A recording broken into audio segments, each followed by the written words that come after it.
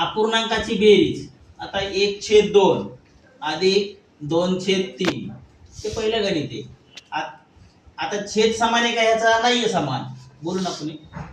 1/3 अधिक 2/2 छेद 2/3.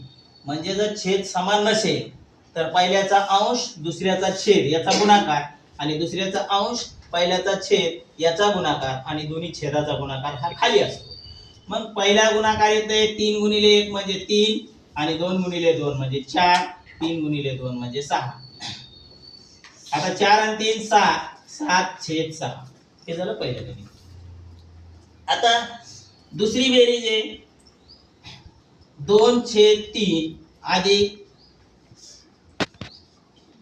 4/3. आता ह्या दोन्हीचं जर समजा बेरीज आहे, छेद समान आहे, ह्याला तिरकस गुणाकार वगैरे काही करायची गरज नाही. मग काय करायचं? हे छेद 3 आहे, मग 2 अधिक 4 म्हणजे 4 आणि 2 किती झाले? 6, 6/3. आता ह्याला संक्षिप्त रूप जाते. 3च्या पाड्यामध्ये 6 आहे, 3 दोन्ही 6, मग याचं उत्तर 2 आहे. आता अपूर्णांकाची वजाबाकी. आता वजाबाकी मध्ये तिसरं गणित आहे 2/3 वजा 1/3. आता छेद याचा कसा आहे? समान आहे. छेद कसा आहे याचा? सारखाच आहे. मग याचं काय होणार? फक्त 2 वजा 1/3 म्हणजेच 1/3. जेव्हा छेद समान असतो तेव्हा अंशाची वजाबाकी होते. छेद समान असेल तर अंशाची काय होते? वजाबाकी होते. आणि जर छेद समान नसेल आणि त्यावेळेस आपल्याला जर करायचं असेल तर 2/3 वजा 1/4.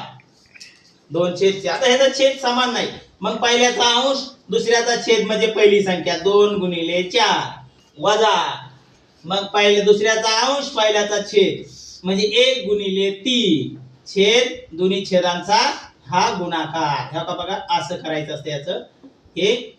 आणि याचा गुणाकार किती येते? 4 × 3 मग 4 दोन्ही 8 वजा 3 1 3 4 3 12. आता 8 मधून 3 गेल्यावर किती राहिले खाली? 5/12. तर अशा प्रकारे अपूर्णांकाची बेरीज